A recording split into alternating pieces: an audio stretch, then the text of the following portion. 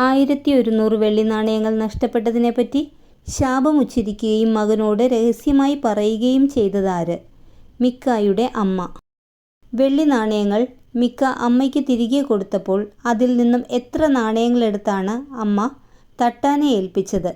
200 നാണയങ്ങൾ.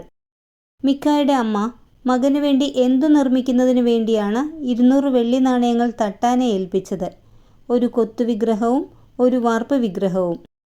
യൂദായിലെ ബേത്ലഹേംകാരനായ ലേവ്യനോട് നീ എനിക്ക് ഒരു പിതാവും പുരോഹിതനുമായിരിക്കുക എന്ന് പറഞ്ഞതാര്?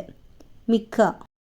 നീ എനിക്ക് ഒരു പിതാവും പുരോഹിതനുമായിരിക്കുക, ഞാൻ നിനക്ക് വർഷം തോറും എന്തു നൽകാമെന്നാണ് മിക്ക ലേവ്യനോട് പറഞ്ഞത്? 10 വെള്ളി നാണയവും വസ്ത്രവും ഭക്ഷണവും. ആരെ പുരോഹിതനായി ലഭിച്ചതുകൊണ്ട് കർത്താവ് എന്നെ അനുഗ്രഹിക്കുമെന്ന് ഞാൻ അറിയുന്നു എന്നാണ് മിക്ക പറഞ്ഞത്. ഒരു ലേവ്യനെ.